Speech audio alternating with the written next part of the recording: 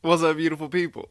I had another patron question come in, so here we are again. Let's talk about it. So, this person asked if Chiron is like what the deal is with Chiron and how I treat Chiron in a chart. So the truth is that I don't do very much with Chiron. I like a very simple model. I use 10 planets and that's basically what I use. I don't really use any asteroids. I don't use other objects. Sometimes I'll use the lot of fortune and then extrapolate a little bit from that. But apart from that, I don't really use other objects. So this is not to say that they are not sometimes useful or that people who do use them are wrong or anything like this. I just it's not part of what I do.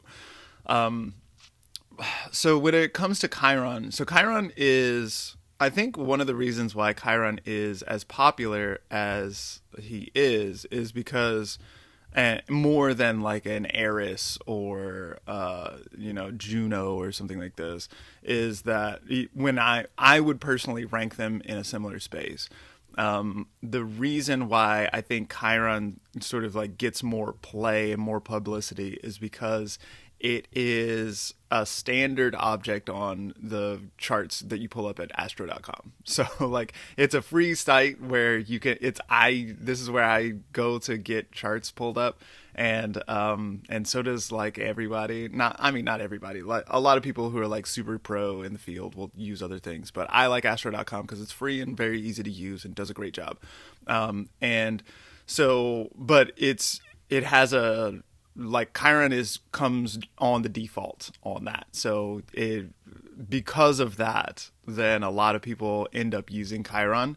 So I think that's why Chiron is as popular as he is, more than anything else. It's kind of the same way with like Placidus houses. Like Placidus houses were they were they were the only set of houses or the only tables to calculate houses that survived for a long time, and so that's the one that everyone used. Not necessarily because Placidus is better than anything else is or more useful or anything like this, but rather it's like just a practical concern. Like this is what gets used as a result of that, right? And so I think it's a similar situation with Chiron. So I typically don't read very much with Chiron. Now, with that said, Chiron sometimes changes signs, or you get a planet or recently we just had a an eclipse that was fairly closely conjunct Chiron, and it was exactly conjunct Chiron as I recall. So sometimes there will be a reason for Chiron to come up, and then people will sort of talk about it, or yeah, something like this will happen, and then astrology clients will come in and they'll have a question about Chiron because they heard about Chiron in on one of the videos that they were watching, or they heard that they've got Chiron on an angle or something like this, and so then they want you to talk about Chiron. So it's good to have something to say and some kind of like way to work with Chiron, because Chiron is fairly popular and gets talked about in discourse and this kind of thing. So it's going to come up, and so generally, when I think about Chiron, there are sort of two things that I think with here. There is the idea of healing. So Chiron's story quickly is that like he's a centaur, so he is half man and half horse, and he is a teacher of teachers and a healer of healers. He's a brilliant doctor, and he catches a wound from a magic arrow, and when he gets the arrow out, then it continues to bleed and be it doesn't heal properly for him. So he's got to like work with that, and through working with that, then he gets better and better at working with wounds and like becomes a stronger teacher and scholar than he even was before that. But it never heals properly, and it's ugly and difficult for him for all of his days. And so this is so this leads to two ways that I end up talking about Chiron primarily. There is the wound healing issue, right? So there's the sense of like it never quite heals and it never feels quite right, or one of the first astrologers I ever really spent any time with was Anne Ortley, and she always said that like when you start talking about Chiron, then people start crying. And I think that that's pretty apt. Like it's the thing that like when you touch it, you cry about it. It's like very sensitive and hurts a lot.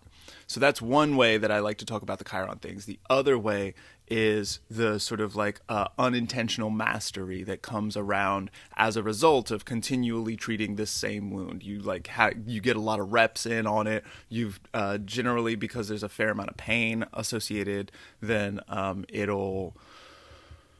it provides a driver to learn about that thing and to get good at dealing with that thing. And so as such, wherever you're looking at Chiron, then that can be an avenue to pursue, or like I often treat that as like a light at the end of the tunnel or something like this. If somebody's dealing with some kind of like hard Chiron issue where they're crying a lot about it and it's sensitive and it's ongoing, it's been ongoing from childhood and continues to be ongoing now, and like, am I ever going to be done with this and this kind of thing, then there's a certain sense of like, well, you might do well with this topic. Like you might learn something that other people don't necessarily know, or you might come to some kind of like expertise that isn't commonly had. And then that, thinking with Chiron as teacher as well, that might go on to benefit other people who are in a similar position or who have to navigate a similar sort of situation.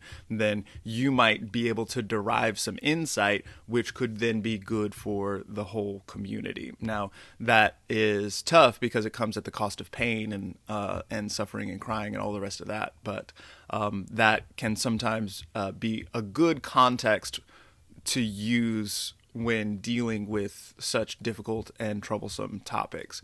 So those are the ways that I typically bring Chiron into the conversation. A lot of times when I get the reading, it's like, oh, I heard that Chiron's going into Aries. Like, what does that mean for me? And then so I would use the same sort of stuff that I would always use. I would look at like what house this is for a person. So if Chiron is moving into your third house, when it moves into Aries, for example, then like that's a Caden house.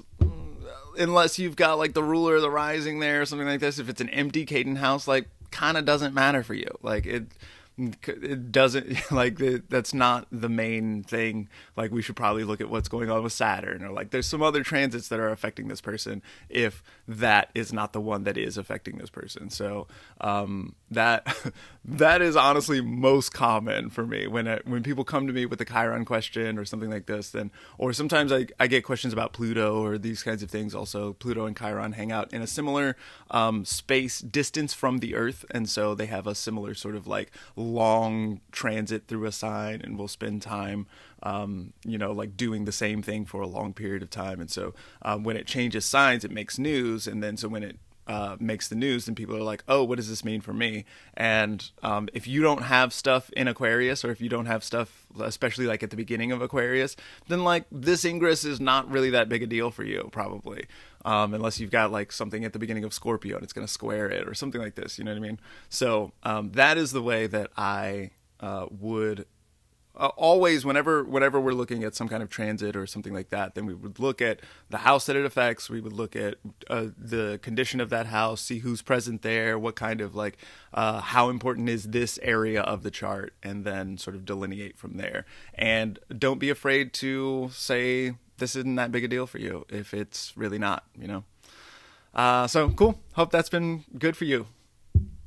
If you are not a part of the Patreon membership and you are benefiting from this kind of thing because you're interested in how to read astrology and this sort of stuff, there's a whole fundamentals course on my Patreon, so you should check that out. Thank y'all for being here. Check it later.